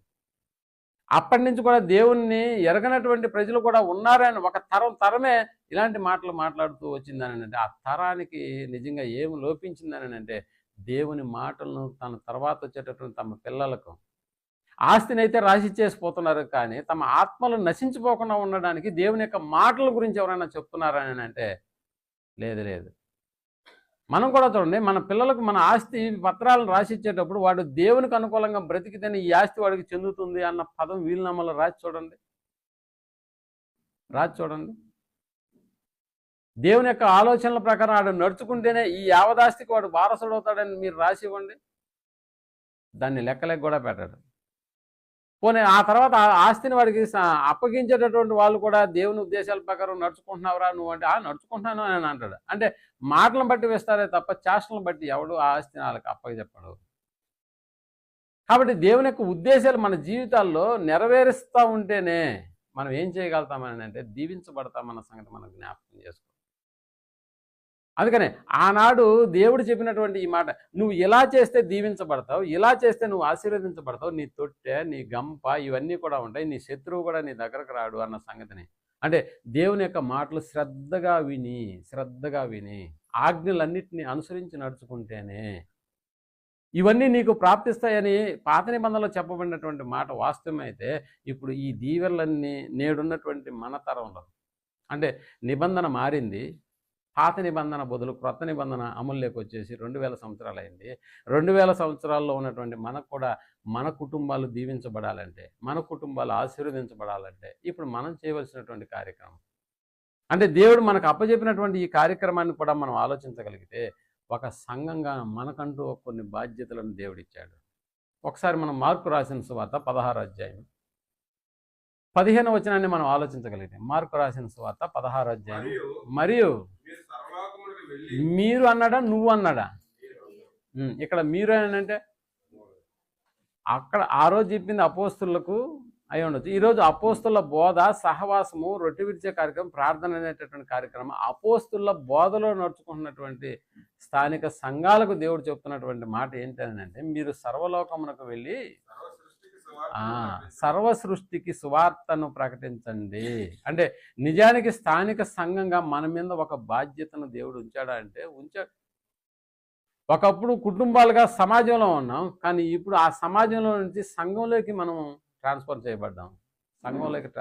సంఘంలోకి వచ్చిన తర్వాత చేయవలసినటువంటి కార్యక్రమం, ఓకే నేను ఆదివారం వస్తున్నాను దేవుడిని ఆరాధిస్తున్నాను, నేను ఆదివారం వస్తున్నాను నా సంపాదన అంతలో 10వ వంతు కాదు 11వ వంతు దేవునికి కానుకగా ఇస్తున్నాను, మరి నాకేంటి అని అనుకుంటావేమో. జాగ్రత్త, ఇవ్వాల్సినవన్నీ ఇవ్వాలి, చేయాల్సినవన్నీ చేయాలి. ప్లస్ నువ్వు సర్వలోకానికి వెళ్ళి ఏం చేయాలంటున్నాడు? సర్వ సృష్టికి సువార్తను ప్రకటించాలి అనేటటువంటి ఆలోచనతోనే కదా మనం రొట్టె ద్రాక్షరసం తీసుకుంటున్నాం. అందుకనే ఆయన నామమును ప్రచురించుదురు అన్న పదం మనకు కనిపిస్తుంది అక్కడ. ఆయన శరీరానికి సాదృశ్యమైన రొట్టెని తీసుకునేటప్పుడు, ఆయన రక్తానికి సాదృశ్యమైన ద్రాక్షరసాన్ని తీసుకునేటప్పుడు ఆయన మరలా వచ్చు వరకు ఏం చేస్తాం? ఆయన మరణమును ఏం చేయాలంట? ప్రచురం చేయాలంటే ఆయన మరణాన్ని మరణం అంటే ఆయన లేఖనముల ప్రకారము మరణించాడు, లేఖనముల ప్రకారం సమాధి చేయబడ్డాడు, లేఖనముల ప్రకారం తిరిగి లేచాడు ఈ సువార్త. అందుకనే మీరు సర్వలోకమునకు వెళ్ళి సర్వ సృష్టికి ఏం ప్రకటించాలి? సువార్తను ప్రకటించాలి అన్న ఆజ్ఞను తీసుకున్నటువంటి మనము అలా మనం చేస్తాము అని ప్రతి ఆదివారం రోజు ఇక్కడికి వచ్చి మనం ఏం చేస్తున్నామని అంటే రొట్టె ద్రాక్షరసాన్ని తీసుకుంటూ ఉన్నాం. ఇది తీసుకుంటున్నామో, ఇది తీసుకుని తినేటప్పుడు ఎవడో ఉప్పు ఎక్కువ వేసినాడు అని భావం వస్తుందేమో. చేసినా ఎవరో కానీ చక్కెర చాలా తక్కువ వేసింది, ఇలాంటిది కాదు మనకు రావాల్సినటువంటి ఆలోచన. ఇది తీసుకున్నామని అంటే దీన్ని తీసుకుని ఏం చేయవలసినటువంటి వాళ్ళమై ఉన్నాం? ఆయన మరణమును ప్రచురించవలసినటువంటి వాళ్ళమై ఉన్నాం.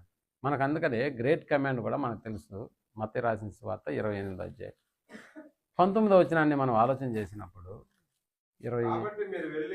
కాబట్టి మీరు వెళ్ళి సమస్త జనులను శిష్యులనుగా చేయండి, తండ్రి యొక్కయు కుమారుని యొక్కయు పరిశుద్ధాత్మ యొక్కయు అదిగో నామములోనికి వారికి బాప్తిస్మం ఇచ్చుచు నేను మీకు ఏ సంగతులను ఆజ్ఞాపించానో వాటిని అన్నిటినీ గైకొనవలెనని వారికి బోధించండి. అపోస్తులు బోధించారు, అపోస్తులు ప్రకటించారు. దేవుని యొక్క మాటలు చెప్పేటటువంటి ఆ బాధ్యత అపోస్తులతోనే ఆగిపోలేదు ప్రియమైనటువంటి వాళ్ళ.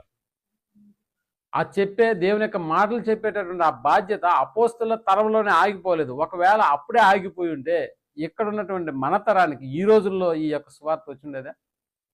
రాదు. అలా రాలేదు. అంటే అపోస్తల తర్వాత ఎంతోమంది కష్టపడితే తప్ప, ఎంతోమంది తమ ప్రాణాలను బలిస్తే తప్ప దేవుని యొక్క వాక్యం మన తరంలోకి, అంటే దాదాపు 2000 సంవత్సరాల తర్వాత మన దగ్గరకు వచ్చిందని అంటే ఆలోచించి, ఎంతమంది ఈ సువార్తను నీకు నాకు అందించడానికి ఎంతమంది బలైపోయారో ఒక్కసారి జ్ఞాపకం చేసుకో. అంటే తర్వాత రాబోయేటటువంటి తరానికి కూడా, మన తరంలో కూడా మనం ఏం చేయాలి, దీని గురించి ప్రయాసపడాలి అన్న సంగతి మనం జ్ఞాపకం చేసుకోవాలి. అందుకని అపోస్తలు స్వీకరించినటువంటి ఈ యొక్క బాధ్యత ఆ తర్వాత ఎంతోమంది తరాలకు వాళ్ళు అందించినటువంటి దాఖలాలు కనిపిస్తేనే ఈ తరంలో మనకి ఈ వాక్యం మనకు అందుబాటులోకి వచ్చేసింది. అందుకని అపోస్తలుల తర్వాత పౌలు గారు, పౌలు తర్వాత మళ్ళా బోధించినటువంటి తిమోతికి కూడా ఈ బాధ్యతను ఎలాంటి వాళ్ళకి అప్పచెప్పమంటున్నాడో ఒకసారి మనం తిమోతికి రాసిన 2వ పత్రిక 2వ అధ్యాయం 2వ వచనాన్ని మనం ఆలోచించగలిగితే, తిమోతికి రాసిన 2వ పత్రిక 2వ అధ్యాయము, నీవు అనేక సాక్షుల ఎదుట నా వలన వినిన సంగతులు ఇతరులకు బోధించుటకు, ఏం కావాలంటున్నాడు, ఇతరులకు బోధించుటకు. తిమోతి, నేనేమో యేసుక్రీస్తు వల్ల నేను పొందిన అటువంటి ఈ యొక్క వాక్యాలను నేను నీకు అప్పచెప్పాను. ఇప్పుడు నువ్వు కూడా ఎవరికాదు చెప్పాలి. అందుకని చెప్తున్నాడు, సామర్థ్యం, నీ సంగతులు ఇతరులకు బోధించుటకు సామర్థ్యము గల నమ్మకమైన మనుషులకు అప్పచెప్పుము అన్నాడు. అప్పచెప్పు. ఎందుకు? నమ్మకము ఆ సామర్థ్యం ఉంటేనే ఈ ఈ ఈ జనరేషన్ నుంచి ఇంకో జనరేషన్కి తీసుకెళ్తారు వాళ్ళు. నమ్మకం లేదనుకో తీసుకెళ్ళలేడు, అలాగని సామర్థ్యం లేదనుకో మోసుకెళ్ళలేడు. కాబట్టి ఈ రెండు ఉండేటటువంటి వారికి నువ్వు ఈ వాక్యాన్ని అప్పచెప్పు. ఎందుకంటే ఇది ఒక తరం తర్వాత మరొక తరానికి ఇది చేరాలి. ఒక ప్రదేశం నుంచి మరొక ప్రదేశానికి కాదు, ఒక దేశం నుంచి మరొక దేశానికి పోయేటటువంటి కార్యక్రమం కాదు, ఒక తరమే అనే పదం వాడుతున్నాడు. మీరు ఆలోచన చేయండి. ఒక తరం నుంచి మరొక తరానికి వెళ్ళాలని అంటే దాన్ని మోసుకెళ్ళేటటువంటి వాళ్ళు ఎలాంటి వాళ్ళై ఉండాలంటే సామర్థ్యము, నమ్మకము అన్న పదం.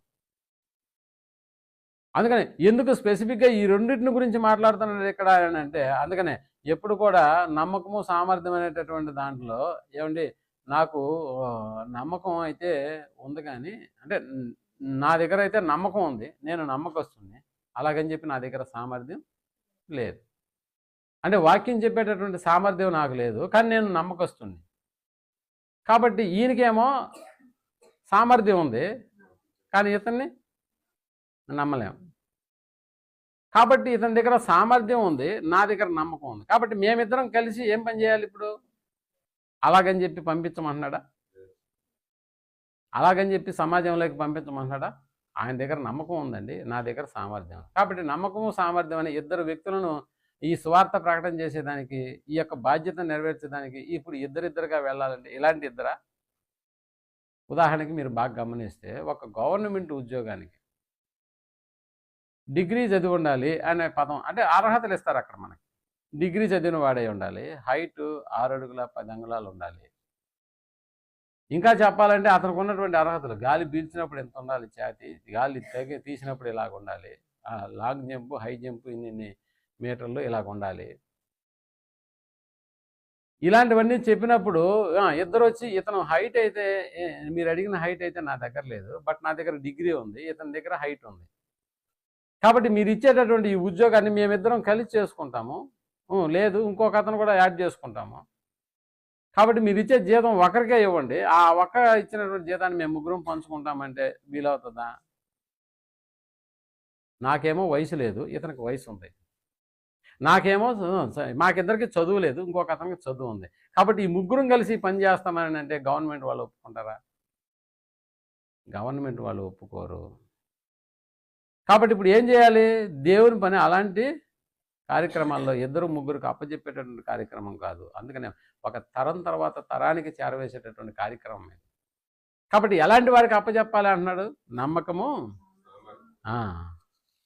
అందుకని ప్రియమైనటువంటి వాళ్ళు చాలా జాగ్రత్తగా, అంటే ఇది ఒక్కరే చేసేటటువంటి కార్యక్రమం. ఆ ఒక్కరు ఎలాగుండాలని అంటే, ఆ ఒక్కరికి కూడా దేవుని దీవెన మెండుగా రావాలని అంటే శ్రద్ధగా వినడం మాత్రమే కాదు, విని ఆజ్ఞలను ఇంకొకరికి ఏం చేయాలంటే ట్రాన్స్ఫర్ చేసే విధంగా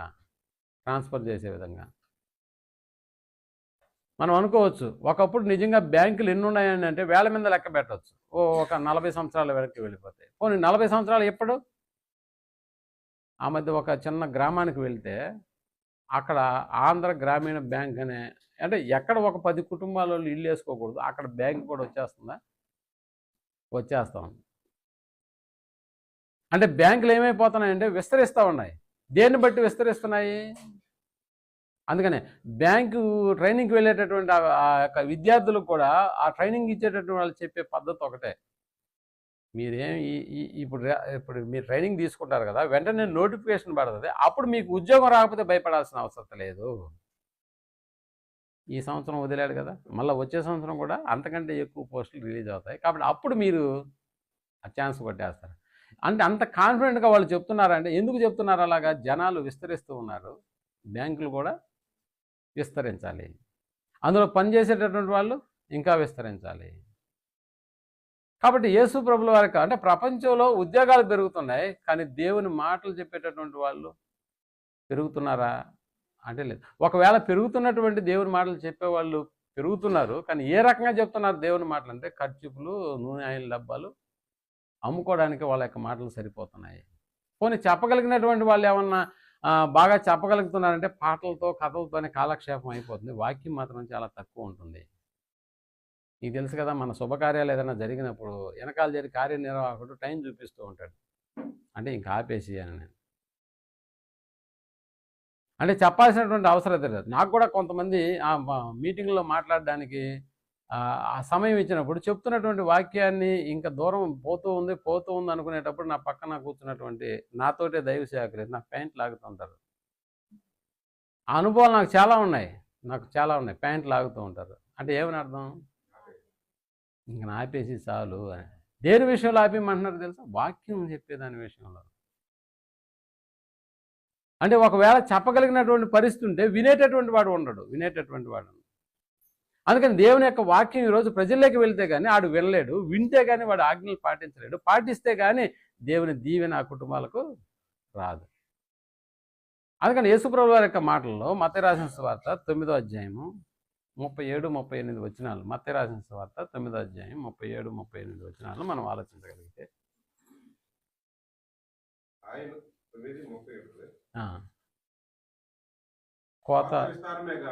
కోత విస్తారమే కానీ పనివారు ఎంతమంది అంట?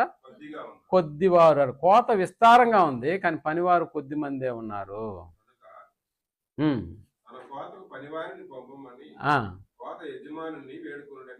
రైట్. అంటే ఇప్పుడు కోత ఏమో విస్తారంగా ఉంది, దాన్ని పనిచేసే వాళ్ళు కొద్ది మందే ఉన్నారు అన్నాడు. అంటే దేవుని యొక్క మాటలు చెప్పడానికి వినేవాళ్ళు చాలామంది ఉన్నారు, బట్ చెప్పేవాళ్ళు ఇక్కడ లేరు అనేటటువంటి విషయాన్ని యేసుప్రభుల వారు కూడా ఆ తరంలో బాధపడుతున్నట్టుగా మనకు. అందుకనే తాను ఎంచుకున్నటువంటి శిష్యుల దగ్గరకు వెళ్ళి వారు చేస్తున్నటువంటి పనిని బట్టి ఆయన్ని పిలిచే విధానం కూడా ఎలా ఉంటుందంటే, ఇప్పటి వరకు మీరు చేపలను పట్టారు, మీరు కానీ నాతోటే వస్తే నేను మిమ్మల్ని ఏం చేస్తాను? మనుషులను బట్టే జాలరులుగా మిమ్మల్ని చేస్తాను అన్న పదం. నిజానికి చేపలు పట్టే వాళ్ళ దగ్గరకు వెళ్ళి మీరు అడగండి, చేప ఏ టైంలో పడుతుందని. అంటే వాళ్ళకు కూడా టయాలు తెలుసా అంటే, వాటికి కూడా టయాలు తెలుసా అంటే తెలుసు. రొయ్యలు పడే టైం ఎప్పుడంటే వాళ్ళకి బాగా తెలుసు. ఆ టైంకే మనం వెళ్ళాలి తప్ప మనం వెళ్ళిన టైంలో రొయ్యి రాదు నీకోసం. మనం వెళ్ళిన టైంలో పలానా చేప వస్తుంది అని అంటే రాదు. అది వచ్చే టయానికి నువ్వేం చేయాలి? వాళ్ళు ఎత్తుకొని రెడీగా ఉండాలి, అంతేనా? అందుకని రోజు చేపలు పట్టేవాడికి టైమింగ్స్ బాగా తెలుసు. కొన్ని చేపలు పడాలంటే ఒడ్లోనే ఉంటాయి, కొన్ని చేపలు పడాలంటే కొంచెం లోతులోకి వెళ్ళాలి, మరికొన్ని చేపలు దొరికే స్థలం ఎక్కడో తెలుసా? ఇంకా లోతులోకి వెళ్ళాలి. మరి రొయ్యలు పట్టేటప్పుడు వాటికి కూడా టైమింగ్స్ ఉంటాయి. ఒక ఆయన అంటున్నాడు, నేనైతే చెప్తానండి కానీ వినేవాళ్ళు ఎవరు నా ఇంటికి రావట్లేదు అని అన్నాడు. ఇలాంటిది సరిపోతుందా? అంటే వినేవాడు ఆయన ఇంటికి పోతే ఆయన చెప్తాడంట, ఆయన మాత్రం తిరగడు, అక్కడే ఉంటాడు. ఇది సరిపోద్దా? పోనీ ఒకవేళ అది సరిపోద్దని అనుకుంటే ఎవడు వెళ్ళి వింటాడు?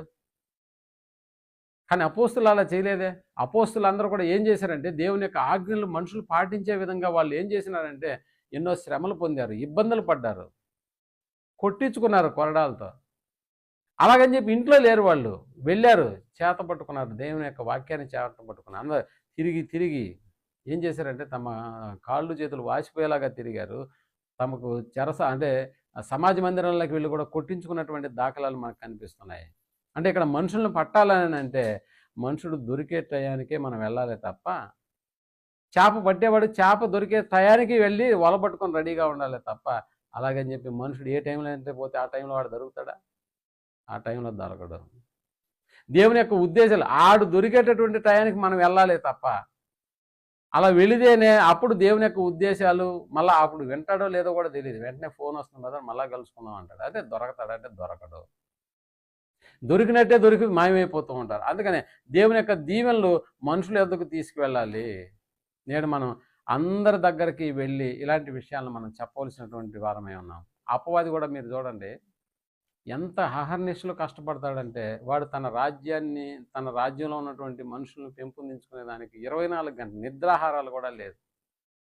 అంత బాగా కష్టపడి తన యొక్క సంఖ్యను ఎంతగా పెంచుకుంటాడు. అందుకనే దేవుని యొక్క సమాజంలోకి ఆడు వెళ్ళినప్పుడు ఎక్కడి నుంచి వచ్చావని అడిగితే దేవునికి చెప్పే సమాధానం ఏంటంటే, భూమి మీద విశ్రాంతి లేదా? ఆడికి విశ్రాంతి అనేదే ఉండదు. ఆడు 24 గంటలు చేసే పని అదే. ఎవరిని పడదామా అని ఎదుగుతూ, అంతేనా? ఇప్పుడు ఈరోజు ఎప్పుడు ఎవరిని మృంగుదునా అని, అంటే తన పక్షంగా చేసుకునేదానికి ఎవరిని మృంగుదునా అని ఎదుగుతూ తిరుగుతుంటాడా? ఒక జేబు కొట్టేటటువంటి జేబు దొంగ కళ్ళు చూడండి మీరు ఎప్పుడు కూడా, ఆడు ముఖం వైపు ఉండవు, జేబు వైపే ఉంటుంది. ఆ పర్సు ఎంతలా ఉంది, ఎంత టైంలో దాన్ని కొట్టేయాలి. అలాగే చైన్ స్నాకర్స్ అని ఉంటారు, తెలుసు కదా మీకు. వాళ్ళ కళ్ళు దేని మీద ఉంటాయి? కళ్ళతోనే బరువుని వాడు ఏం చేస్తాడంటే అంచనా వేసేస్తాడు. అది ఒరిజినల్లా డూప్లికేటా కూడా వాడు చెప్పేస్తాడు, దూరం చేరే.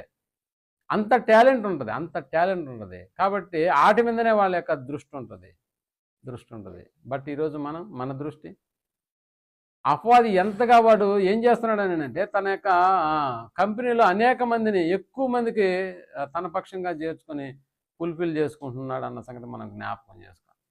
నిజానికి దేవుని మాటలు వినకపోతే సమాజానికి నిజంగా దూరం అయిపోతారు ప్రియమైనటువంటి వాళ్ళ. కాబట్టి ప్రజలకు దేవుని యొక్క దీవెన రావాలని అంటే దేవుని మాటలు శ్రద్ధగా వినేటటువంటి కార్యక్రమాన్ని మనం కల్పించాలి.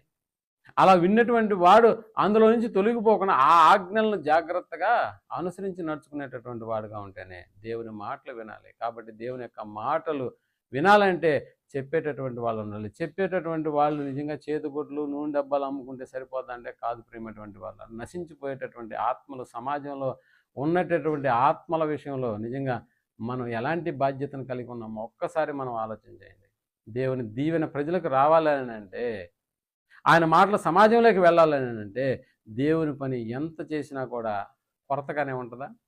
కొరతగానే ఉంటుంది అనడానికి మీరు బాగా గమనిస్తే, ఇక్కడ ఉన్నటువంటి చిన్న కప్స్ ఉన్నాయి కదా, మనమందరం తాగినా కూడా మళ్ళీ ఇంకో కప్పులో ద్రాక్షరసం ఉంటుందా లేదా?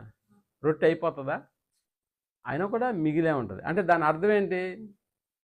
మనం అందరం ఈ సంవత్సరం కలిసి దేవుని పని చేసినా, ఇంకా ఇంతమంది ఇక్కడ కూర్చున్నా మళ్ళా అక్కడ ఒక చిన్న రొట్టె ముక్క మిగిలిందంటే దాని అర్థం ఏంటో తెలుసా? మన పనిలో ఇంకా వేగం చూపించట్లేదు అని ప్రతిసారి మనకు గుర్తు చేస్తాం. అందుకని అప్పుడు మేము ప్రారంభంలో ఉన్నప్పుడు కొంతమంది అన్న కప్పులు కొనాలి సరిపోవట్లేదు అన్న ఆలోచన వచ్చినప్పుడు నిజంగా అది చాలా ఆనందాన్ని ఇస్తుంది. ఎందుకంటే జనాలు పెరుగుతున్నప్పుడు ఆత్మల యొక్క సంపాదన, ఆత్మలు ఎక్కువ వచ్చి ఇక్కడ మనకు కూర్చున్నప్పుడు ఇంకా కప్పులు ఎక్కువ కావాలని అంటే లేదు, ఎంతవరకైనా, ఆ తర్వాత లేదు, ఎవరికి ఇవ్వద్దు అన్న ప్రశ్న ఏమైనా ఉంటుందా? ఇంతవరకేనండి, కొద్దిగానే మీరు కట్ చేసుకొని తినండి, ఎక్కువ తీసుకోవద్దు, మీకు ఇల్లు లేవా, అలాంటిది లేవా అన్న పదం ఏమైనా వస్తుందా? నిజంగా దేవుని పని చేస్తే ఎంత భాగ్యం మనకు దొరుకుతుందని అంటే, అందుకని చెప్తున్నాడు, మీరు ఏ పని చేసినా కూడా ముందు ఏ పని చేయాలంటున్నాడు? హైందవ సాంప్రదాయాన్ని మీరు గమనించినారా ఎప్పుడన్నా? వాళ్ళు శుభకార్యాన్ని చేసేటటువంటి ఆ పని ప్రారంభించే ముందుగా ఏ కార్యక్రమం చేస్తారో తెలుసా మీకు? ఒక దేవునికి వాళ్ళు ఏం చేస్తారు? ఆ పూజ చేస్తారే. అంటే ఇది చేస్తే మనకి ఆ కార్యక్రమానికి ఏ కొదువ ఉండదు, ఏ ఆటంకము ఉండదనేటటువంటి నమ్మకాన్ని వాళ్ళు కలిగి ఉంటారే. మన కార్యక్రమం జరిగించేటప్పుడు ఏ కార్యక్రమం చేయాలో తెలుసా మీకు? దేవుని పని. అందుకని యేసుక్రీస్తుల వారి యొక్క మాటలు మత్తయి రాసిన సువార్త 6వ అధ్యాయం 33వ వచనాన్ని మనం ఆలోచన చేసినప్పుడు, 6వ అధ్యాయం 33వ వచనాన్ని మనం ఆలోచన చేసినాం. కాబట్టి మీరు మొదట ఆయన రాజ్యమును నీతిని మొదట వెతకండి, అప్పుడు అవన్నీ అప్పుడు అవన్నీ మీకు అనుగ్రహింపబడును. మీకు అనుగ్రహించబడతాయి అన్నాడా. ఈ వాక్యాన్ని విని ఎవరైనా కూడా ఈ కార్యక్రమం నా జీవితంలో నేను మొదలు పెట్టాలి, కాబట్టి మొదలు పెట్టేటటువంటి ఆ కార్యక్రమానికి ఎలాంటి ఆటంకం రాకుండా ఉండాలి, కాబట్టి ఇప్పుడు నేను దేవుని నీతిని రాజ్యాన్ని వెతికి దేవుని యొక్క కార్యక్రమాన్ని ఇలా నేను ప్రారంభించాలని ఎవరైనా ప్రారంభించిన దాఖలు క్రైస్తవ కుటుంబాల్లో ఉన్నారా? లేదు లేదు. ఆ మధ్య ఓ క్రైస్తవ కుటుంబానికి హాజరైనప్పుడు వాళ్ళు ఆ వివాహం ఏ రోజుల్లో పెట్టుకున్నారని అంటే, హిందువుల ముహూర్తాల టైంలోనే క్రైస్తవుడు వివాహం జరుగుతుందంటే మీరు బాగా గుర్తుపెట్టుకోండి. ఆడు వివాహానికి ఎవరి దగ్గరికి వెళ్ళాడు? బ్రాహ్మణి దగ్గరికి వెళ్ళి టయాన్ని ఫిక్స్ చేసుకున్నాడు. ఎంత సిగ్గుసేటు ఒకసారి మీరు ఆలోచన చేయండి.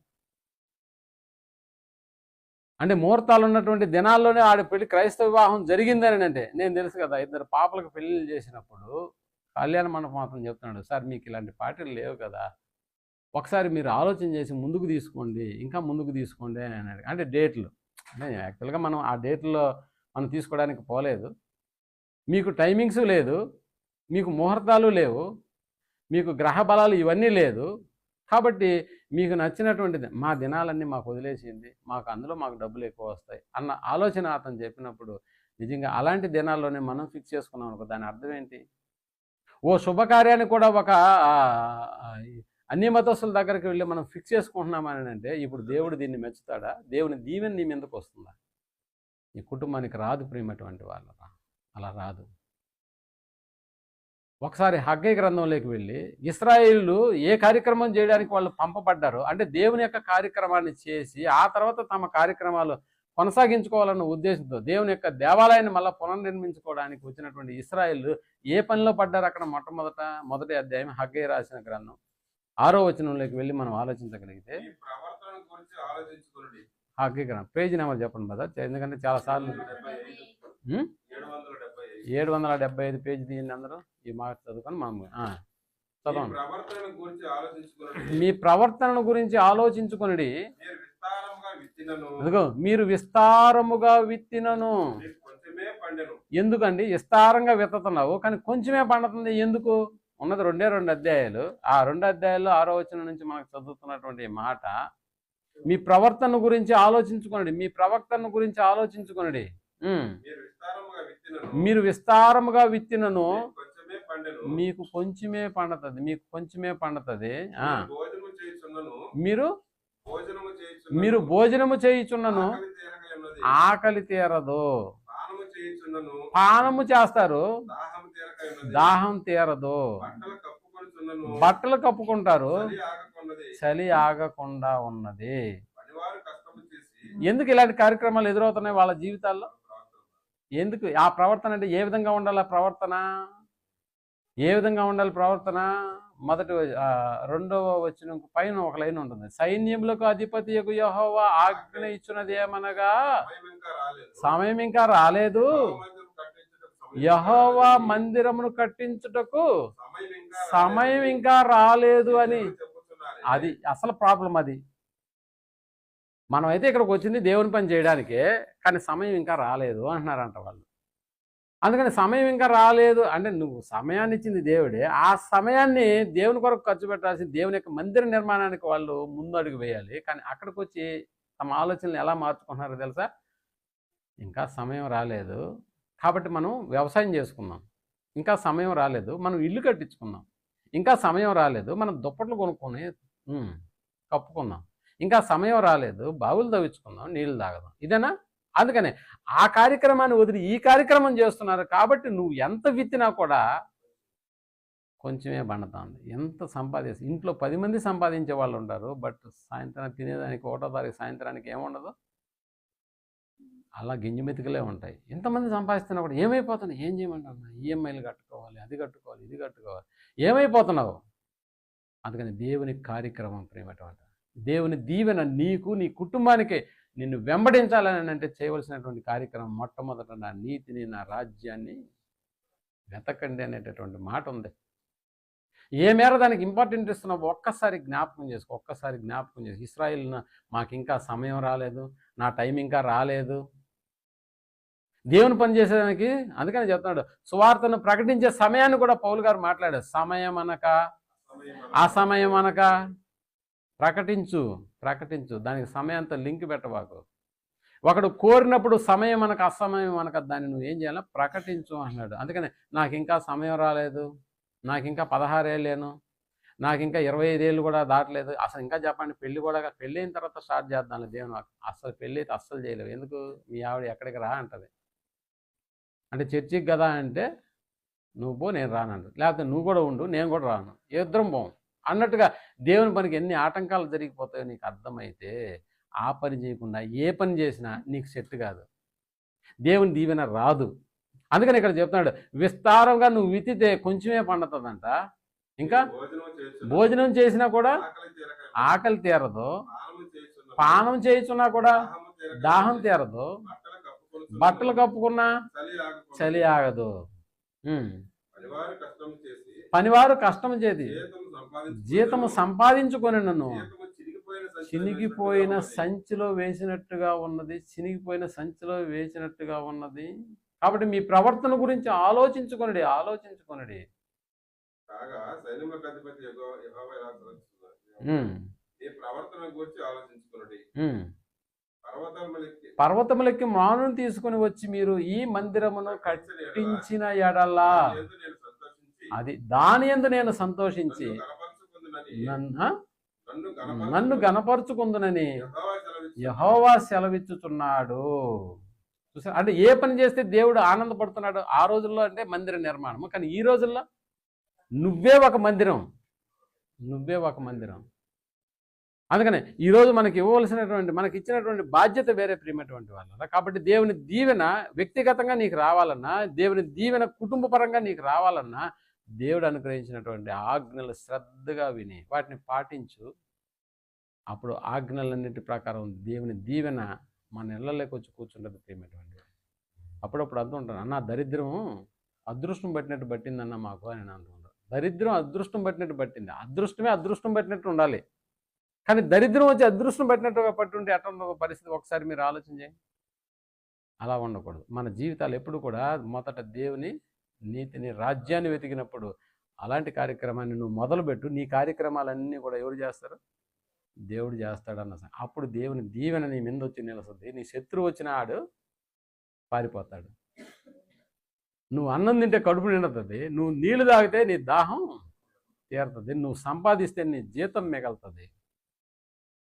దేవుని దీవెన అంటే అలాగుంటుంది ప్రియమైనటువంటి. అలా లేకుండా ఇలా చెయ్యి, అన్నీ ఇదిగో ఈ మాదిరిగా తయారైపోతాయి. కాబట్టి మన జీవితాలు ఎప్పుడు కూడా దేవునికి అనుకూలంగా బ్రతికితేనే అది సాధ్యమవుతుంది. దేవుని దీవెన మన కుటుంబాలకు మనకు అది ప్రాప్తిస్తుంది అన్న సంగతి మనం జ్ఞాపకం చేసుకొని ముందుకు వెళ్ళాలని కోరుకుంటూ, ఈ మాటలు నాకు కూడా వర్తిస్తాయి, నేను కూడా హెచ్చరించుకుంటూ మిమ్మల్ని కూడా హెచ్చరిస్తూ ముందుకు వెళ్ళిపోతున్నాం. ప్రార్థన చేసుకున్నాం.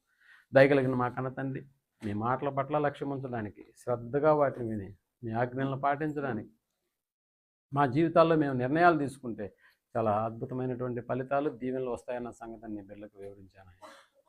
వాటి ప్రకారం మేము జీవించినంత కాలం దీవెన అనేటటువంటిది మమ్మల్ని వెంటాడుతుందన్న సంగతి మేము జ్ఞాపకం చేసుకుని ఆ ప్రకారంగా నడుచుకునేటటువంటి భాగ్యాన్ని మాకు దయచేయమని కోరుకుంటూ, ఇద్దరం దీవెలతో మమ్మల్ని నింపమని, వినుచున్నటువంటి బిడ్డల యొక్క హృదయాలను తెరిచి నా యొక్క మాటలు అందులో పదిలిపరుచుకుని అలాగ ప్రవర్తించేటటువంటి భాగ్యాన్ని మాకు దయచేయమని కోరుకుంటూ, ఈ ప్రార్థనను మా రక్షకుడును మీ ప్రియకుమారుడైనటువంటి యేసు ప్రభువుల వారి నామంలో ప్రార్థించి అడిగి వేడుకుంటున్నాను.